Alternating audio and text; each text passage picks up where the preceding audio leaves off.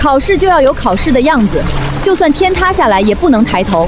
谁抬头谁就是作弊，取消考试资格。大哥，别给我差评了，我路上遇到鲨鱼才超时的。起初没有人料到这场暴雨会下上整整1年，直到滔天巨浪吞没整个小区，我眼睁睁看着冰冷的雨水灌进我和男友的出租屋里，短短几秒就要填满了整个房间。于是我只能屏住呼吸，拼尽全力向房门游去，可面前的门却怎么都打不开。此时门外隐约传来2个熟悉的声音，是我的男朋友顾修远和好闺蜜沈初雪。原来这对渣男女竟然联手把我反锁在了即将被淹没的房间里，而他们自己却逃去了天台。伴随着愈发强烈的窒息感，我的意识也开始逐渐模糊。如果能重来一次，我绝不会在这个廉价出租屋里为了所谓的爱情赔上性命。也许是上天眷顾，再次睁眼时，映入眼帘的是全屋定制的昂贵吊顶。我下意识地摸向床头，手机上的时间显示2026年6月15日。一阵狂喜涌上心头，我竟然重生回了末日暴雨降临的3天前。既然老天让我重新活了一次，我发誓绝对不会轻饶了顾修远和沈初雪这对渣男女。上一世沈初雪总是装出一副清高模样，劝我跟顾修远分手，背地里却早就和他勾搭在一起了。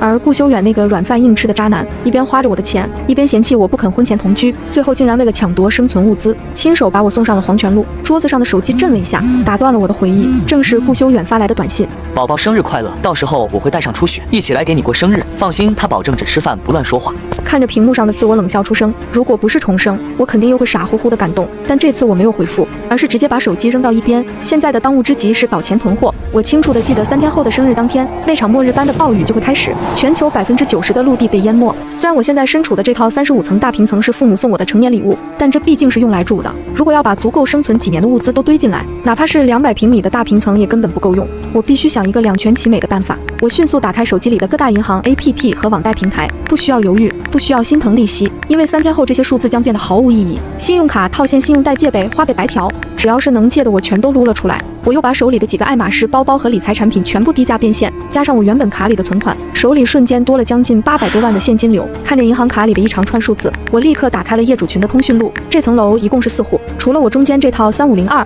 左边的3501和右边的3503一直都是空着的。听说那是2个炒房客买来投资的，我没有任何犹豫，直接联系了中介和那2个房东。我提出愿意溢价20%用现金全款买房，唯一的条件就是必须今天立刻签合同交房。面对金钱的诱惑，那2个房东答应的比谁都快，仅用了1个上午，我就拿到了隔壁2套房子的钥匙。有了这2套房子做仓库，我就能光明正大的囤积海量物资，也不用担心把自己的生活区弄得乱七八糟。解决了场地问题，接下来就是物资了。第一站我直奔本市最大的农贸批发市场。我找到一家粮油批发店，老板正愁生意冷清，见我进来还没来得及招呼，我就直接甩出一张清单。老板五常大米2000斤，这种真空包装的要最新日期的，特级面粉1000斤，挂面500箱，还有红薯粉、土豆粉各500斤，菜籽油、花生油、玉米油各50桶，调料也不能少，盐、糖、酱油、醋、花椒、八角、干辣椒，按你们店里最大的库存给我装，尤其是盐给我拿足200包。末世后期盐就是硬通货，老板吓得烟都掉了。姑娘，你这是要开超市啊？我面不改色，对公司搞福利，我刚租了2套员工宿舍，麻烦你直接安排工人帮我送货上门，把东西搬进屋里码好，运费我双倍给你。听到有钱赚，老板笑得合不拢嘴，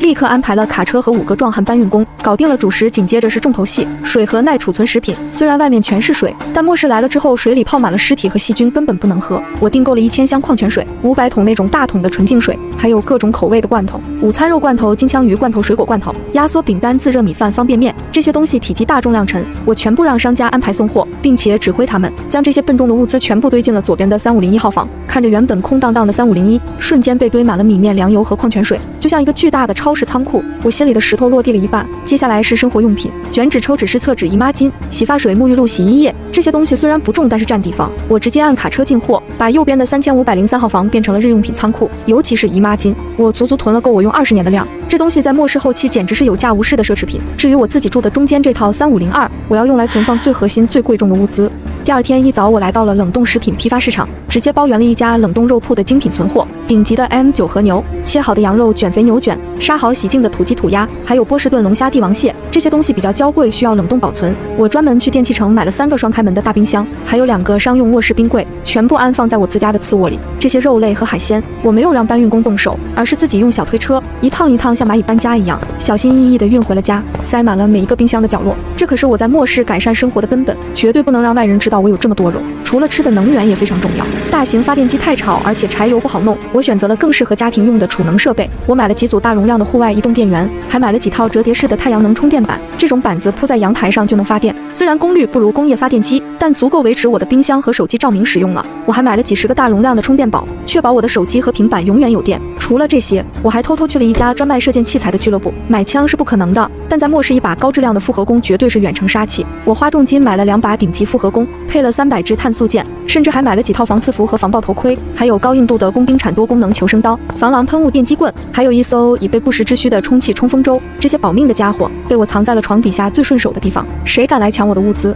我就让他知道什么叫带刺的玫瑰。晚上我在梳理物资清单时，发现还有最重要的药品没有买。在末世里，一盒退烧药甚至比黄金还贵。想到这里，晚上我失眠了，一大早起来就去筹集药品了。我跑遍了全城10几家药店，感冒药、消炎药、抗生素、止痛药、维生素，尤其是有伤口消炎作用的云南白药和碘伏，我直接清空了3个药店的库存，还有抗过敏药、止泻药、退烧药。为了不引人怀疑，甚至还雇了几个跑腿小哥帮我分头去买。这些药品体积小、价值高，全部被我锁进了卧室的保险柜里。3天来35层热闹非凡，送货的工人一波接一波，但我很聪明，我让他们把重物都搬进了左右两边的空房，只说那是公司仓库，而我自己的家门始终紧闭，只在没人的时候，我自己偷偷运送一些贵重物资进去。等到最后送货的人离开，我看着左边堆满粮食水的3501，看着右边堆满日用品的3503，再看着中间塞满冻肉海鲜和药品的3502，这种坐拥金山的感觉简直比中了彩票还爽。做完这一切，我联系了做防盗门的师傅，不仅加固了我自己家的大门，连同隔壁2套房子的门也全部换成了银行金库级别的机械密码锁，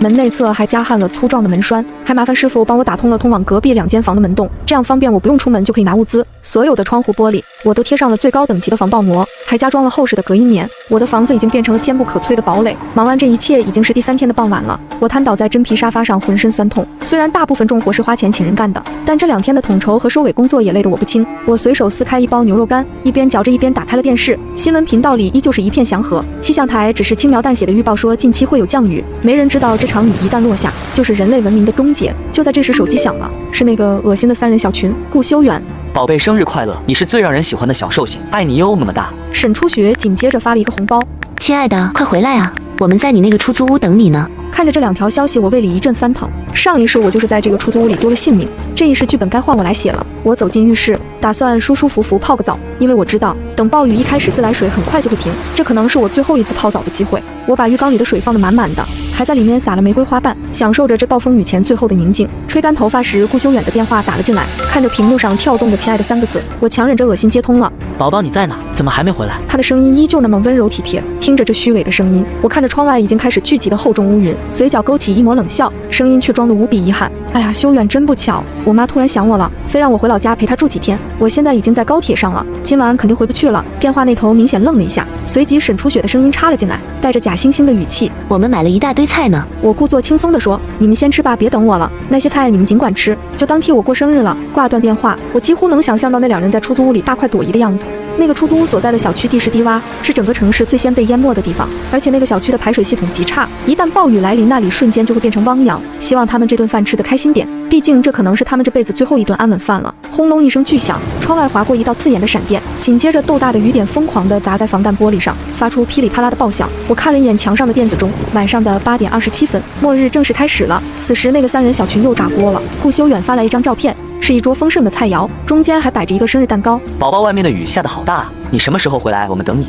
照片里全是沈初雪爱吃的清淡口味，没有一道我爱吃的辣菜，甚至连那个蛋糕也是沈初雪最喜欢的抹茶味。我冷冷地看着屏幕，心里最后的一丝涟漪也消失了。此时电视新闻终于插播了紧急通知，本市发布暴雨红色预警，未来2小时降雨量将超400毫米，且将持续增加。窗外的世界迅速被雨幕吞噬，原本喧闹的城市瞬间变得嘈杂起来，汽车的鸣笛声和行人的尖叫声混成一片。而我坐在温暖干燥的35层豪宅里，打开了全屋的新风系统，从冰柜里拿出了一盒顶级的 M9 和牛，又拆开了一包麻辣火锅底料，还有我最爱的鸭肠毛肚黄喉。锅里的红油咕嘟咕嘟冒着泡，香气瞬间充满了整个房间。手机又震动了，顾修远，雨太大了，好像有点不对劲，门口的路都淹了，水已经漫到台阶上了，你确定不回来了吗？我夹起一片烫得刚刚好的牛肉放进嘴里，鲜嫩多汁的口感在舌尖炸开，配上一口冰镇的可乐，这种感觉简直就是神仙日子。然后我慢条斯理地在群里回了一句，回不去了，雨太大，高铁停运，你们就在那住着吧，千万别出门哦。放下手机，我看着窗外宛如瀑布般的暴雨，举起手中的可乐，对着虚空轻轻碰了一下杯，祝我生日快乐。复仇的序幕已经拉开，接下来就让我看看在饥饿和恐惧面前，你们所谓的真爱和友情到底能撑多久？而我也早已准备好，这一世必须好好收拾那对背叛我的渣男女。好戏还在后头呢，末日暴雨终究还是来了。我躲在35层的豪宅里享受美食，而那个早就背叛我的男友和闺蜜，此时却在暴雨里狼狈地寻找生路。哪怕我很清楚，他们两个很可能会在这恐怖的暴雨中丢掉性命，但我也绝对不会心软开门放他们进来，只因为这一世我是重生而来。就在末日暴雨降临的第2天，群里那个背叛感情的渣男男朋友竟然还假惺惺地发消息来关心我，叮嘱我没什么重要的事情别出门。紧接着没过多久，我的好闺蜜沈初雪也发来了信息，说今晚恐怕是没办法回去了，只能暂时借住在你和男友的家里。沈初雪发完还在后面加了偷笑，这操作让我胃里一阵阵的翻腾，恶心的差点直接就吐了出来。而他们嘴里所谓的什么越界的事情都不会做，就像是故意在跟我炫耀一样，其实他们背地里什么事情都做了，我根本没搭理那些让人恶心的消息。想想以前的我真是傻得有点可怜，自以为拥有了这世上最完美的爱情，还有那个最值得信赖的真挚友情，却不知道他们早就联手背叛了我。我仔细回忆起上一辈子的种种细节，原来他们的背叛早就已经有迹可循。我记得每次沈初雪身体不舒服的时候，男友顾修远总是能掐准时间及时出现，然后贴心的递给她一杯热姜糖茶，反而在我生理期肚子疼的时候，他直接给我递来一杯加冰的可乐。顾修远做饭的手艺确实还算不错，可只要沈初雪出现在家里的餐桌上，那桌上所有的菜就绝对看不见辣椒，因为他心里清楚沈初雪不喜欢吃辣，同时也明明知道我是无辣不欢的。原来那些看起来很不起眼的细节，早就暴露了他们背叛我的种种证据。此时窗外的大雨越下越疯狂，没过多久，外面的世界就变成了一片汪洋大海，恐怖的闪电和雷声疯狂交织在一起，雨点就像炮弹一样狠狠砸向玻璃。我一个人静静地站在落地窗前，无意中看到水面上飘着一个小红点，我的心瞬间就提到了嗓子眼的位置。我立刻拿起身边的望远镜仔细看，却看到原来是一位落水的环卫工人在洪水中拼命挣扎。不料突然一个浪打来，他整个人瞬间被卷进水里没了动静。这场残酷的末日灾难才刚刚开始，鲜活的生命就像垃圾一样廉价，就这样无声无息地被洪水吞噬了。我紧张得不敢呼吸，突然一道惊雷劈下，半个城市瞬间失去了光亮，电闪雷鸣的瞬间，洪水从远处像万马奔腾一样卷了过来。哪怕我站在35层这么高的地方，看到这幅场景也被吓得两腿发软。整座城市就这样被洪水给吞没了，那些矮点的楼房瞬间失去了光亮。好在我附近的小区都是新建的高楼，供电设施没有被破坏，不过以防万一，我赶紧找出发电机以备不时之需。看着远处那片停电的老旧居民楼，心里暗自欣慰，好在我早就贴上了单向透视膜，就算有一天全球停电了，外面也看不见我屋子里的光。不过值得庆幸的是，网络还没断。我随手点开了手机上的短视频平台，热搜上全是这次暴雨引发的惨状，才短短2天，伤亡人数竟然超过了800人。这个冷冰冰的数字真是触目惊心。由于商场和超市里的东西早就被抢光了，人性在灾难面前的丑陋也彻底暴露。新闻里说，目前救援物资非常短缺，意思就是救援队一时半会来不了，想要活下去，现在只能靠我们自救。我坐在宽敞的房子里，看着屋内一切，我爸妈就像是能未卜先知一样，当初不仅特意为我家雇了房屋装修，还在顶楼专门做了超高强度的防水，想要撑过这场漫长的暴雨，或许应该没问题。时间来到了暴雨末世的第3天，顾修远又开始在群聊里活跃了起来。他随手在群里发出了几张现场照片，照片里是我和他曾经住过的那个家。我们那个房子位置比较低，是在6楼，但是现在的家里已经是一片狼藉了，积水早已经把床板彻底淹没。顾修远开始在群里面不停地哭诉，问我是不是还在妈妈那边待着。就在这时候，沈初雪的信息也跳了出来，我记得你还有一套在顶楼的公寓，我们现在已经往你那边赶过去了。听到这里，我的心瞬间咯噔一下，并且感到懊悔不已。记得在上一世的时候，我和闺蜜沈初雪的关系特别要好，好的就像是穿同一条裙子的亲姐妹，我所有的事情都对她毫不保留，而且还曾带她来过我的豪华公寓。以前为了表达我们之间姐妹情深，我甚至还傻乎乎的给过她一把我这套顶层豪宅大门的备用钥匙。可是看看现在这种情况，我到底应该怎么办才好？就在我急得像热锅上的蚂蚁时，沈初雪那边又发过来了一条信息，我手里正好有你家的备用钥匙，不管你在不在家，我们都要拿着钥匙直接进去了，现在马上就要到门口了。我吓得手一抖，直接把手机扔了，心跳瞬间砰砰的剧烈加速。他们居然真的马上就要找上门了，我现在到底该怎么做才能保命？暴雨已经疯狂下了整整4天，顾修远租的那个小公寓彻底淹了，而此时的我早就囤够了物资，做好了万全的准备，舒舒服服住在老爸送的豪宅里。那对背叛我的渣男和假闺蜜打听到我这里的地址之后，正划着个破皮艇过来投奔我，逼着我一定要开门救他们。于是我吓得赶紧跑到了大门口。记得上辈子我不光带沈初雪来过这公寓，还傻乎乎给过她一把备用钥匙，结果最后她却伙同那个渣男把我关起来，活活看着我被水淹死。所以既然我重活一世，就绝不可能再给他们伤害自己的机会。然而在我急得团团转的时候，我突然想起来重生后我就换了锁，沈初雪手里那把钥匙根本打不开，我这才长长的松了一口气。虽然心里有了底，我还是把防盗门仔仔细细检查一遍，必须确保它是绝对牢固安全的。检查完之后，我又回到了卧室，把厚重的遮光窗帘全都拉上，让自己跟外面的世界彻底隔绝。而我也在心里暗暗发誓，他们的死活跟我半毛钱关系没有，这一世打死我也不会开门收留他们。突然一阵声音传入睡梦中，我被一阵急促的砸门声给惊醒，而我心里也很清楚，一定是那2个人来了。于是光着脚悄悄走到大门边，对着门上的猫眼往外看，只见顾修远和沈初雪就站在门口，2个人浑身上下都湿透了。顾修远正在拼命地拍打着铁门，扯着嗓子大喊让我赶紧开门，脸上写满了焦急和恐慌。而此时沈初雪嘴唇冻得发紫，浑身直哆嗦。等顾修远大概敲了有10几分钟后，就已经彻底失去了耐心。他手里不知何时多了一根铁棍子，只见他抡起手里的铁棍，使出吃奶的劲儿往我家门上砸。可是他哪里知道，我早已将门加固成银行金库级别了。他想靠根破铁棍就砸开我的门，那简直就是痴人说梦。见大门纹丝不动，沈初雪便开始小声劝他，别生气了，咱们就先在这儿待着吧，至少这儿目前还是挺安全的。我通过监控看得一清二楚，在那个漆黑又肮脏的楼道里，这2人竟然不管不顾地亲热起来。我胃里一阵翻腾，差点就要吐了。他们身上明明那么脏乱，刚从洪水和垃圾堆里爬出来，居然还能下得去嘴亲热，这可真是不折不扣的真爱啊！连世界末日都挡不住他们。可是这种温情没持续多久，顾修远就又开始变得焦躁不安起来。随着夜晚的时间一点点推移，走廊里的温度变得越来越低，沈初雪竟然开始发高烧了，她浑身发抖，缩在冰冷的地上，很明显这是已经烧糊涂了。顾修远心疼地把她紧紧抱在怀里，我面无表情地看着外面的一切，此时目光扫过货架上的医药箱，里面备满了各种退烧药和消炎药，但我只是盯着药箱冷冷一笑。就在这个时候，沈初雪突然狠狠一巴掌甩在顾修远脸上，只听见沈初雪气急败坏地骂道：跟着你这种废物真是倒了8辈子霉，要是我现在还跟着安安，肯定在屋里吃香的喝辣的，我当初怎么瞎了眼跟你鬼混在一起。顾修远直接被这一巴掌打懵了，他的半边脸迅速红肿了起来，不过他只是沉默了一小会儿，接着就卑微的小声哄着沈初雪：初雪，你再稍微忍一下，说不定一会儿你的烧就退了，救援队马上就会赶到了，我们再坚持一下好不好？顾修远在我的印象里一直都是个阳光体贴的暖男形象，如今在沈初雪面前竟然这么卑微，我真不知道当初到底看上他哪点。沈初雪根本不理会顾修远的安慰，满脸写的都是对他无能的鄙视。可就在这个时候，对面公寓的门吱呀一声被打开了，门外那对背叛我的男女正在拼命哀求，而我却死活没有开门，反倒是对面的房门先打开了。我通过门口的监控屏幕清楚地看到，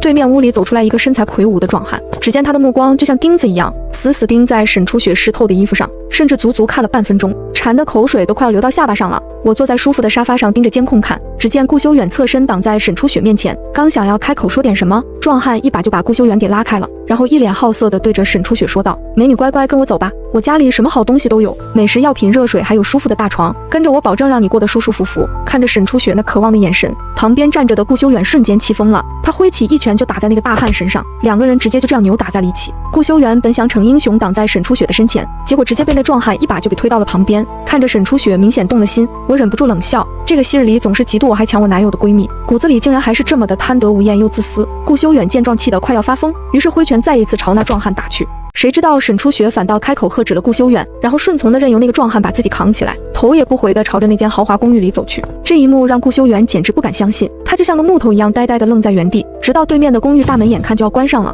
他这才反应过来，大声质问对方。而此时沈初雪眼神里透着一股狠劲，随后更是绝情地说：现在外面到处都是可怕的暴雨和洪水，只要能活下去比什么都重要。大门被壮汉砰的一声关上，这漆黑的走廊瞬间只剩下了孤零零的一个顾修远。我冷眼看着他那副丢了魂似的惨样，心里根本就没有一丝一毫的同情，剩下的只有那种大仇得报的痛快感。没过多久，那屋里就飘出了饭菜的香味，早就饿坏了的顾修远再也忍受不住，他竟然转头去敲响了对面壮汉的房门，语气低声下气的在门口苦苦哀求着：大哥，求求你赏我2口吃的救救命吧，刚才都是我不对，我不应该那么冲动，求你就好心施舍给我一点吃的吧，我女朋友家里非常有钱，可以让她马上给你转很多钱。而我听完便开始冷笑，都已经到了这种时候了，顾修远竟然还想着从我身上捞点好处，可是屋里根本就没有任何人搭理他，反而隐约传出来一些让人脸红的声音。顾修远一听瞬间就明白里面发生了什么，他气得全身都在发抖，额头也开始青筋直冒，紧接着愤怒地捡起了地上的一根铁棍，比刚才砸我家门还要凶狠上100倍。而此刻房里传来的动静越来越大了，顾修远最后心理防线也彻底崩溃，只见他浑身哆嗦，嘴唇发紫，脸色煞白，整个人像烂泥一样无力地瘫坐在地上。就在这个时候，我正安稳地坐在餐桌前，边吃着泡面边盯着监控看这场好戏，这剧情真的比电视剧还要刺激精彩得多。回想上一世，沈初雪就是因为嫉妒我家境优越，而且男朋友还长得帅气，于是就硬生生把顾修远从我身边给抢走了。这对渣男渣女后来联手对我谋财害命，把我关在满是积水的房间，活活给淹死。到了这一世，沈初雪为了自己能活命，毫不犹豫的就把顾修远给抛弃了，这大概就是渣男顾修远应得的报应吧。吃完了手里的面，我又起身走到窗户边，外面的暴雨还在疯狂的下，而洪水也已经淹到了10楼。看着这个水位不断上涨的恐怖速度，我的心瞬间就提到了嗓子眼的位置。老天爷就像是彻底打开了眼泪的闸门，疯狂的向世间的人们哭诉着不幸，手机平台上求助的信息更是铺天盖地。看着那些充满绝望的求救文字，我心里也有说不出的悲凉感。不过随着城市开始大面积停电，网上信息的更新频率也变得越来越少，但我还是无意中注意到了一张图片，一个憔悴的母亲抱着2个饿坏的孩子，看样子已经彻底不行了。我实在不敢再看，只能把手机放一边。在这个残酷的末日世界里，谁也救不了谁，而唯一能靠的只有自救。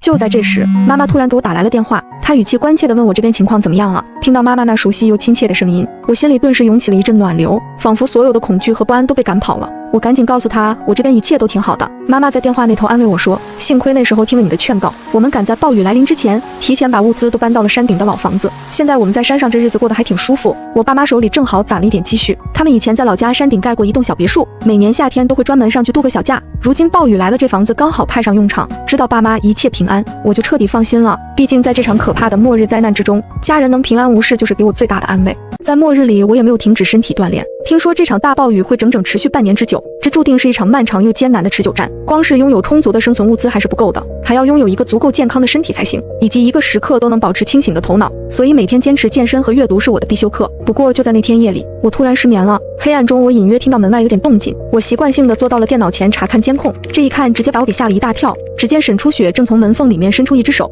往外扔出了几个苹果，还有一袋子面包。顾修远一看到吃的，就像饿疯了的野狼，猛地一下就从地上直接弹跳了起来，伸手一把就死死地拽住了那个门框。他眼睛里充满了愤怒的火焰和恨意，看着他那副近乎疯狂的恐怖模样，我心里都忍不住感到一阵阵的心悸。沈初雪哪有顾修远那么大的力气？眼看着那个大门就要被顾修远给拉开了，我隔着屏幕都替沈初雪捏了一把冷汗。就在这时，那个壮汉才走了出来，可还没等他开口，就被顾修远一铁棍砸倒在地。随着几声闷响，那个壮汉瞬间就成了一具尸体，而顾修远则站在旁边放声狂笑。他的五官扭曲得像个恶鬼一样，竟然透着一股赶走入侵者的得意劲儿。我死死盯着监控屏幕，吓得全身发抖。就在这个时候，顾修远突然转身走到了我的房门前，他对着摄像头给我发来了一条信息：安安，你最近过得怎么样？我心里真的特别想念你，我依然深深的爱着你，你有没有想我呢？我被吓得喉咙发紧，说不出话，手指抖得连打字都费劲，但是我心里很清楚，绝不能让他产生怀疑。我赶紧回了一条，说我也想你，这些日子手机没信号，早就没电了。顾修远紧接着又回过来一条，我之前给咱妈打过电话了，她明确跟我说你根本不在家，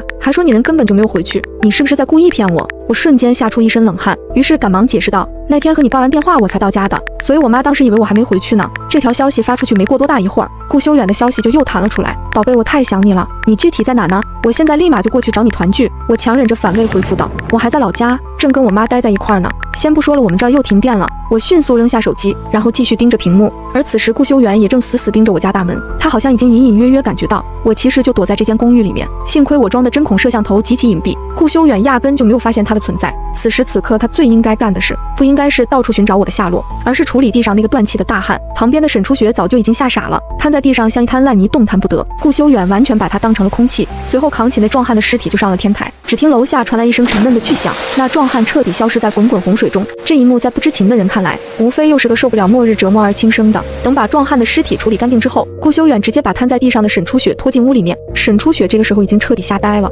眼神里除了恐惧什么都没有，任由顾修远像拖死狗一样拖进房间。随着对面公寓大门砰的一声关上，在那之后，沈初雪便彻底对顾修远言听计从。转眼间8个月的时间匆匆过去，原本无休止的暴雨终于有了停歇的迹象，但是气温却开始断崖式下降，整个世界仿佛瞬间进入了冰河世纪，洪水冻结成了厚厚的冰层，寒风像刀子一样在城市上空呼啸。在长时间的极端天气里，城市的供电系统早已瘫痪，而我坐在温暖的客厅里喝着热咖啡，屋内的温度计显示着舒适的24度。这多亏了我当初铺满阳台的太阳能板，哪怕是在这种极端天气下，依然能勉强维持着家里的供暖和照明。而通过监控屏幕，我看到了另一番景象，顾修远和沈初雪裹着所有的破棉被，两个人蜷缩在客厅的角落里瑟瑟发抖。那个被杀害的壮汉家里原本囤积的食物其实并不算多，再加上顾修远那几个月的挥霍无度，他们现在已经断粮整整3天了，饥饿和寒冷正在一点点吞噬他们的人性。顾修远那张原本帅气的脸，现在瘦得皮包骨头，眼窝深陷，看起来就像是个从地狱爬出来的饿死鬼。沈初雪更是惨不忍睹，满脸的冻疮，头发像杂草一样，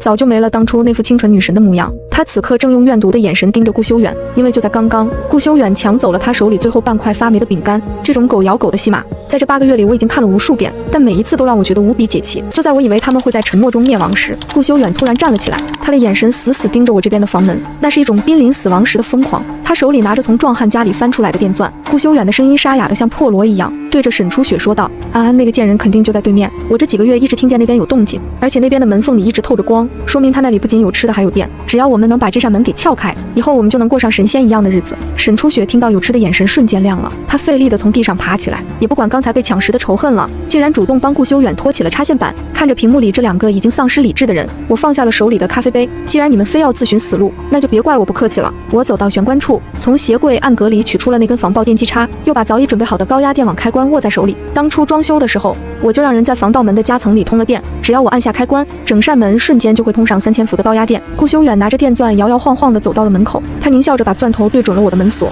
嘴里还在不停地咒骂着：“你这个自私的女人，明明有那么多物资，却看着我们饿死。等我进去了，看我怎么收拾你！”就在钻头接触到门锁的一瞬间，我毫不犹豫地按下了手中的开关，滋啦一声巨响，蓝色的电弧瞬间在门体上炸开。顾修远甚至连惨叫都来不及发出，整个人就像触电的青蛙一样被弹飞了出去。他重重地撞在走廊的墙壁上，手里的电钻冒着黑烟掉在一边，浑身抽搐，口吐白沫，头发都被电得竖了起来。跟在他身后的沈初雪被这一幕吓傻了，尖叫着往后退，一屁股跌坐在冰冷的地上，裤裆瞬间就湿了一大片。我冷笑着打开了门上的传声筒，对着外面狼狈不堪的两人说道：“真是不好意思啊，我家这门有点漏电，下次想做客记得先提前预约。”听到我的声音，地上的顾修远猛地抽动了一下，他艰难地抬起头，眼睛里充满了震惊和怨毒。你果然在家，你这个恶毒的女人，你居然在门上通高压电，你是想杀人吗？我漫不经心地回答道：“杀人我可不敢，我只是在正当防卫。倒是你们两个拿着电钻撬我家门，这应该算是入室抢劫吧？在这个没有法律的末世里，入室抢劫可是会被打死的哦。”顾修远挣扎了好半天才缓过劲来，那一击虽然没要了他的命，但也让他丢了半条魂。他知道硬闯是绝对没戏了，于是又换上了那副虚伪的嘴脸。我知道错了，以前都是我不对，我不该背叛你，不该和初雪在一起，但我真的快要饿死了。看在我们曾经相爱一场的份上，你给我一口吃的吧，哪怕是一包方便面也行啊！沈初雪也跟着哭喊起来：“我是你最好的闺蜜啊！以前我们一起逛街，一起吃饭，你忘了吗？都是顾修远逼我的，是他强迫我的，你要救救我啊！”看着他们这副摇尾乞怜的样子，我只觉得无比恶心。我从猫眼里看着他们，冷冷地说道：“省省力气吧，我的物资就算是喂狗，也不会给你们1粒米，你们就在走廊里慢慢享受饥饿吧。”说完，我直接关掉了传声筒，任凭他们在外面如何哀嚎咒骂，我都充耳不闻。但我心里很清楚，这只是暂时的安宁。这栋楼的结构在长期洪水的浸泡下，其实已经开始出现了隐患。昨天夜里，我感觉到了轻微的震动，而且窗外的冰面正在不断挤压墙体。35层虽然高，但如果地基塌了，这里瞬间就会变成我们的坟墓。我重新坐回沙发上，拿出了珍藏已久的卫星电话，这是末世前我花重金买的，就是为了在断网断电时能联系外界。我拨通了那个烂熟于心的号码，电话那头很快传来了爸爸沉稳的声音：“是你吗？你那里现在情况怎么样？”听到爸爸的声音，我眼眶一热，强忍着泪水说道：“爸，我这里暂时还安全，但是这栋楼可能撑不了太久了，我想去山上找你们。”爸爸在电话那头焦急地说：“千万要小心，现在外面的冰面很不稳定，有些地方虽然冻住了，但下面还是湍急的洪水，而且现在外面有很多幸存者结成了强盗团伙，你一个人出来太危险了。”我深吸一口气，坚定地说道：“爸，你放心，我早就做好了准备，我有冲锋舟，还有武器，我也不是当初那个手无缚鸡之力的女孩了。”我和爸爸约定好了汇合的地点，就在城市边缘的那座信号塔下。挂断电话后，我开始进行最后的整理。我把那2把复合弓背在身上，腰间别着开山刀和电击枪。最重要的物资其实早就被我转移到了空间里。没错，这才是我的终极底牌。重生后，我不光有了记忆，还意外获得了一个随身储物空间。只是为了掩人耳目，我才故意在家里堆放了那么多东西。现在我要轻装上阵，离开这个即将崩塌的牢笼。夜幕降临，窗外的寒风呼啸得更加猛烈。我来到阳台，这里的落地窗正对着城市的另一侧，避开了走廊里的那2个垃圾。我取出了早就藏在阳台的充气冲锋舟，这艘船是我特意改装过的，船底加装了防刺钢板，尾部是一台大马力的静音马达。我熟练地给冲锋舟充气，检查油箱里的燃油，一切准备就绪后，我用逃生绳索将冲锋舟慢慢放到楼下的冰面上。现在的水位已经涨到了20层，距离我也就只有10几层的高度。我顺着绳索利落地滑了下去，寒风像刀割一样刮在脸上，但我心里的火焰却越烧越旺。就在我刚刚跳上冲锋舟的时候，头顶突然传来了一声尖叫，是沈初雪的声音。原来这2个人不死心，一直在楼道的窗户边盯着我的动静。快看啊，顾修远，那个贱人要逃跑，他有船，他竟然有船！顾修远的沙哑的声音紧接着传来：“你别想跑，带上我们，快带上我们，否则我做鬼也不会放过你。”我抬头看去，只见35层的窗户边探出了2颗黑乎乎的人头，顾修远手里竟然举着一个花瓶，狠狠地向我砸了下来。啪的一声，花瓶砸在距离我不远的冰面上，碎片四处飞溅，差点划破我的冲锋舟。我冷冷地看着上方，既然你们这么急着去投胎，那我就送你们一程。我没有急着发动马达，而是从背后取下了复合弓，搭上一支碳素钢箭，拉满弓弦，瞄准了上方的窗口。顾修远显然没想到我有这一手，吓得怪叫一声缩回了头。但我这一箭本来也没想杀他，太便宜他了。嗖的一声，利箭划破夜空，精准地射穿了他们窗户上方的一根排水管。那根早已冻裂的水管摇摇欲坠，被这一箭射中后，轰隆一声断裂开来，巨大的冰柱带着碎石直接砸向了他们所在的窗户，玻璃瞬间粉碎，寒风夹杂着冰渣疯狂地灌进楼道。我甚至能听到沈初雪凄厉的惨叫声。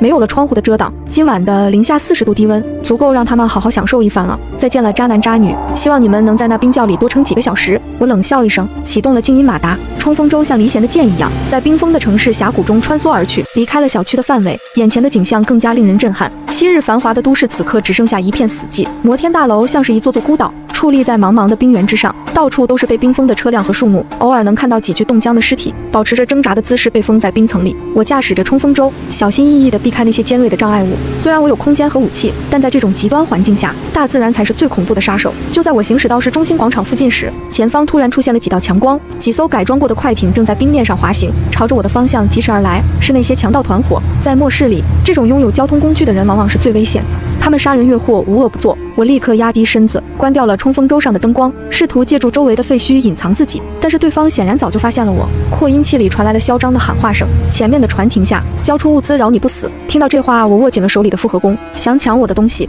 那得看你们有没有那个命花。我猛地一达方向，冲锋舟灵活地钻进了一条狭窄的街道，这里两边都是高楼，正好可以限制他们的人数优势。那几艘快艇紧追不舍，发动机的轰鸣声在空旷的街道里回荡。追逐战在冰封的街道上展开，对方显然也是亡命之徒，甚至有人开始向我这边扔燃烧瓶，火焰在冰面上炸开，火光照亮了四周。我冷静地观察着地形，前方是一个十字路口，左边是一栋倒塌了一半的写字楼，大量的钢筋混凝土横在路中间，这是一个绝佳的陷阱。我故意放慢了速度，装作慌不择路的样子朝那边冲去。后面的强盗以为我慌了，兴奋地怪叫着加速冲了上来。就在即将撞上障碍物的一瞬间，我猛地拉起船头的牵引绳，利用一块翘起的冰板做跳板，冲锋舟腾空而起，险之又险地飞越了那堆废墟。而紧跟在后面的那艘快艇就没那么好运了，驾驶员根本来不及反应，轰的一声巨响，快艇结结实实地撞在了钢筋混凝土上，火光冲天而起，惨叫声瞬间被爆炸声淹没。剩下的两艘快艇见状，吓得连忙急刹车，船身在冰面上剧烈打转。趁着这个混乱的间隙，我再次拉满弓弦，连发3箭，每一箭都精准地射中了对方驾驶员的咽喉。这是我在末世前苦练了整整2年的成果。解决掉追兵后，我没有丝毫停留，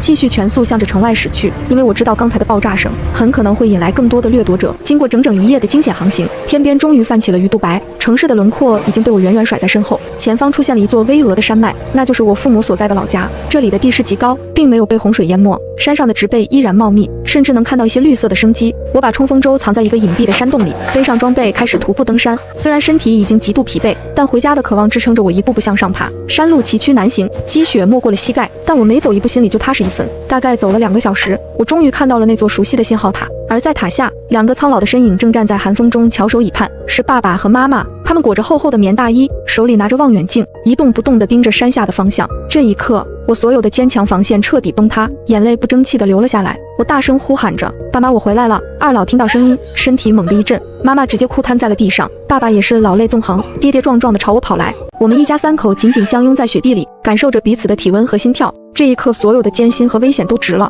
爸爸抹了一把眼泪说：“外面太冷了，快进屋。这里虽然不如市里的房子豪华，但好在当初建的结实，而且按照你的嘱咐，我们囤了不少煤炭和木柴。”走进这栋位于山顶的2层小别墅，一股暖意扑面来，壁炉里的火烧得正旺，发出噼里啪啦的声响。妈妈赶紧帮我脱下结冰的外套，心疼地看着我消瘦的脸庞，嘴里念叨着：“瘦了瘦了，受苦了吧？孩子饿不饿？妈给你煮碗热粥去。”看着妈妈忙碌的背影，我的鼻子又是一酸。这种被人关心的感觉真好。我环顾四周，发现屋里的物资虽然堆得满满当当，但大部分都是些耐储存的红薯土豆，还有一些风干的腊肉。但毕竟资金有限，能囤积的东西并不算太丰富。不过没关系，既然我回来了，这以后就是趁着妈妈去厨房的功夫，我让爸爸先把窗帘都拉上。他虽然一脸疑惑，但还是照做了。确保门窗都已经关严实后，我意念一动，接着大手一挥，原本空荡荡的客厅地板上瞬间凭空出现了几大箱物资，有新鲜的蔬菜水果，甚至还有那一箱我最爱的车厘子。紧接着是各种真空包装的顶级牛排，鲜活的波士顿龙虾，还有那几台我在暴雨前买的大冰柜。爸爸吓得眼珠子都快瞪出来了，结结巴巴地指着地上的东西：“这是怎么回事？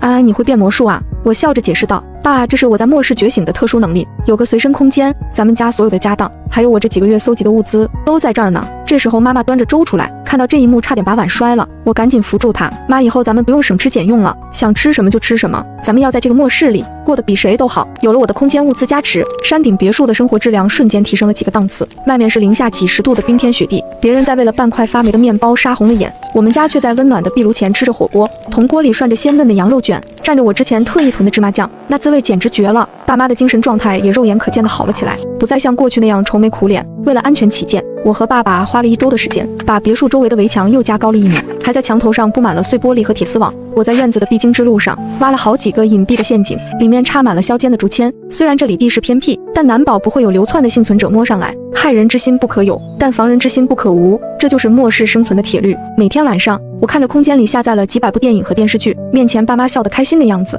我心里充满了成就感。这或许就是我重生一世最大的意义。日子就这样平静地过了2个月，极寒天气似乎还在持续，但无论是多严酷的冬天，总有过去的一天。那天我正在屋顶清理积雪，忽然用望远镜看到山脚下有些异样，积雪融化了一些，露出了一辆被遗弃的破车，而在那车旁边竟然蜷缩着2个已经冻僵的人影。我心里一动，调整焦距仔细看了看，虽然那2具尸体已经面目全非，但那件破旧的牛仔外套我很眼熟，正是顾修远当初穿的那件。而在他旁边那具瘦小的尸体，看那身形应该就是沈初雪。原来他们真的逃出来了。可惜的是，他们没有死在我的剑下，也没有死在洪水里，而是活活冻死在了寻找生路的半岛上。距离我的避难所仅仅只有几公里的路程。看着他们凄惨的死状，我心里没有任何波澜，甚至连一丝快感都没有，仿佛只是看到了2只死去的路边野狗。他们的爱恨情仇，早在那个风雪交加的夜晚就被我彻底斩断了。接着我放下望远镜，便转身回到屋子里。妈，今天中午我想吃红烧肉，多放点糖。转折点出现在末世降临后的第12个月。那天清晨，久违的阳光终于刺破了厚重的云层，照在了白茫茫的大地上。气温开始缓慢回升，冰层融化的声音如同天籁一般在山谷间回响。虽然伴随而来的是腐烂尸体和垃圾散发的恶臭，以及可能爆发的瘟疫，但我早有准备。我拿出了囤积的防护服和消毒水，把别墅彻底消杀一遍，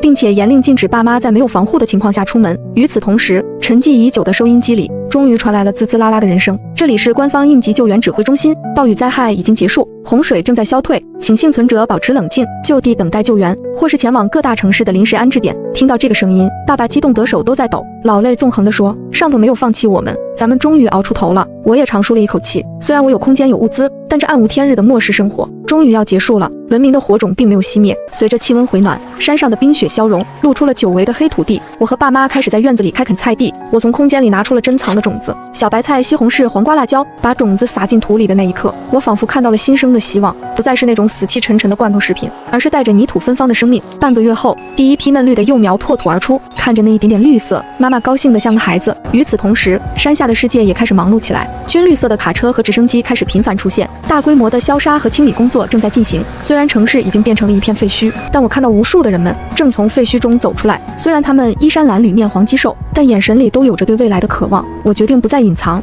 我挑选了一些我们用不完的物资，主要是药品和压缩饼干，装了满满几个大背包，趁着夜色悄悄放在了山脚下救援队的必经之路上，并在上面留了一张纸条，这是幸存者的一点心意，请转交给需要的人。做完这一切，我便悄悄回到了我的山顶小窝。灾后重建的工作比想象中要艰难，但人类的韧性是无穷的。3年时间匆匆而过，曾经被洪水淹没的城市，如今已经清理出了大片的空地，新的建筑正在拔地而起。虽然不再是以前那种高耸入云的摩天大楼，但那种坚固实用的多层住宅让人看着就觉得踏实。我和爸妈也搬下了山，我们用手里剩余的黄金和物资，在新城区换了一套带院子的小平房。凭借着我在末世前囤积的大量种子，还有我在山上积累的种植经验，我成为了新城区农业基地的技术顾问。爸妈也在社区里找了份轻松的工作，每天和邻居们聊聊天、打打牌。大家都绝口不提那段黑暗的日子，但每个人都倍加珍惜现在的每一粒粮食。顾修远和沈初雪的名字再也没有人提起过，他们就像那场暴雨中的尘埃，被彻底冲刷进了历史的下水道。而我依然保留着那个神奇的空间，但它现在更多的是用来存放我和家人出游时的野餐帐篷，还有那一相册记录着新生活美好的照片。